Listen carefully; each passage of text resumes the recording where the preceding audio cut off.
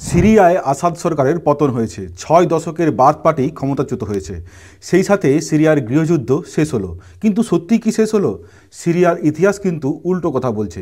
Middle ইস্টের এই রিজিয়নে একাধিক গোষ্ঠী নিজেদের শক্তি বৃদ্ধি করেছে, যেমন Free Syrian Army, Syrian Democratic Force, al Nusra, al Sham, ISIS, al Qaeda. আসাদের সিরিয়ান গভর্নমেন্ট তো ছিলই, তার সাথে বিদেশি শক্তি USA, Turkey, Russia, Iran, Saudi Arabia led Gulf Cooperative Council. সবাই যে যার নিজের গুটি সাজাতে ব্যস্ত। এক কথায় জিলিবির প্যাঁচের মতো সম্পর্ক। আমার এই ভিডিওটি প্রথম থেকে শেষ পর্যন্ত দেখলে পরিষ্কার বুঝতে পারবেন সিরিয়ার এরকম পরিস্থিতি কেন তৈরি হলো।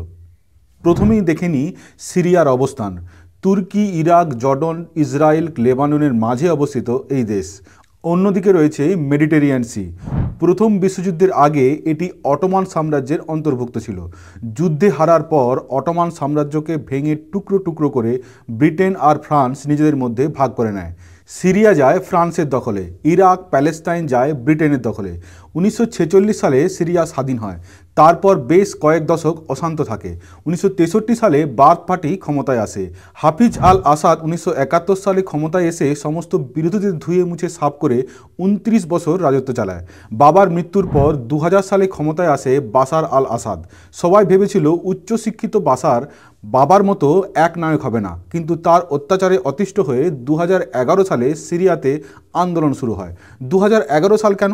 কারণ এই সময় বিভিন্ন আরব দেশে ডেমোক্রেসির দাবি নিয়ে আরব স্প্রিং শুরু হয়। সোশ্যাল মিডিয়ার দৌলতে আন্দোলন ঘরে ঘরে পৌঁছে যায়।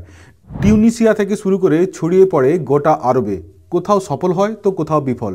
সিরিয়াও বাদ যায়নি। 53 বছরের একনায়কতন্ত্রের অবসান চেয়েছিল সিরিয়াবাসী।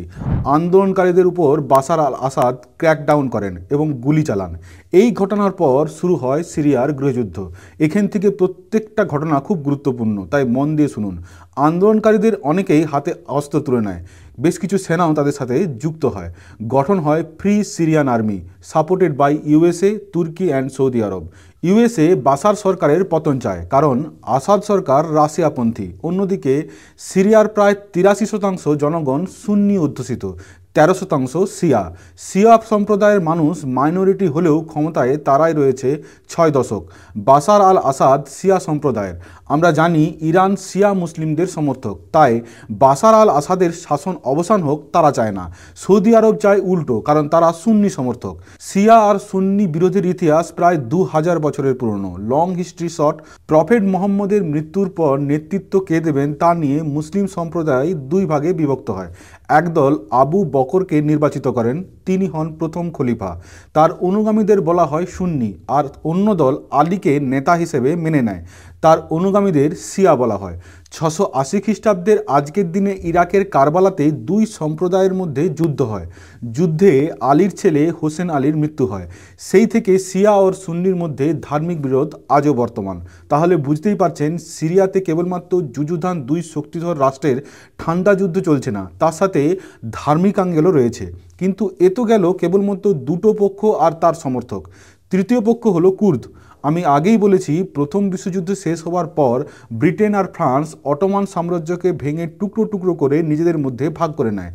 এই ভাগের ফলে কুর্দ সম্প্রদায়ের মানুষজন তুর্কি, সিরিয়া ও ইরাকের মধ্যে ভাগ হয়ে যায়।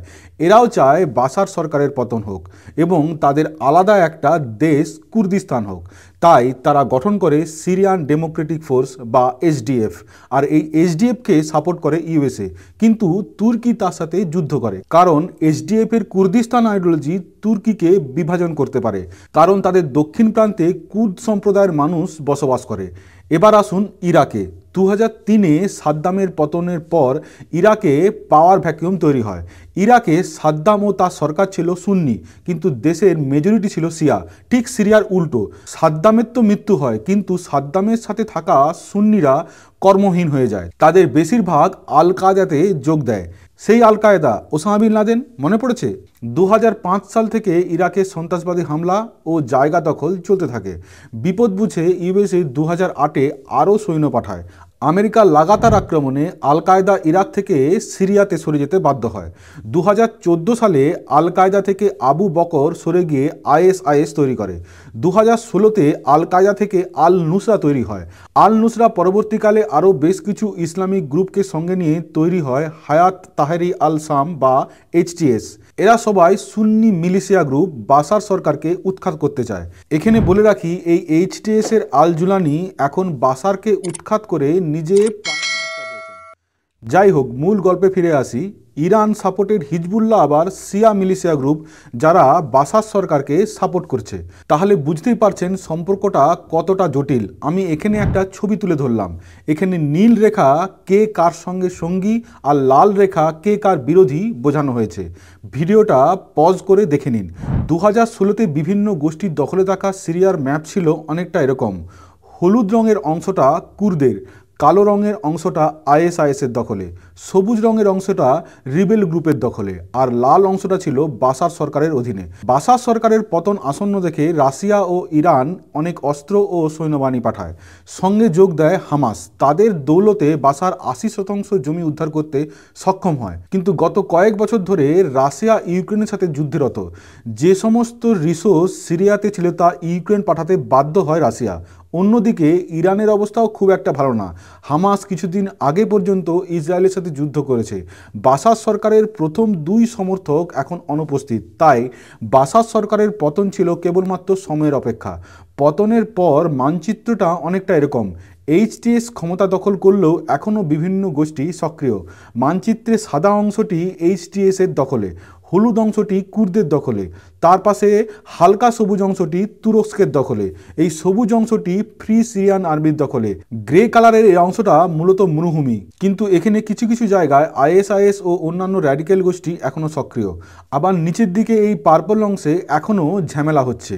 তার নিচে গোলেন হাইট অংশ তো ইসরায়েল 61 থেকেই নিজেদের দখলে রেখেছে।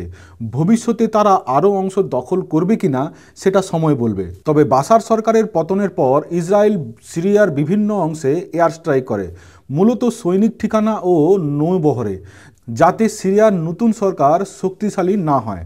তাহলে বুঝতেই পারছেন গোটা সিরিয়া এখন খণ্ড খণ্ডে বিভক্ত। বিভিন্ন গোষ্ঠী এখানে সক্রিয়। বাশার আল আসাদের পতন হয়েছে মাত্র। তার পতনের পর নতুন করে পাওয়ার ভ্যাকিউম তৈরি হবে কিনা সেটা সময় বলবে। নমস্কার।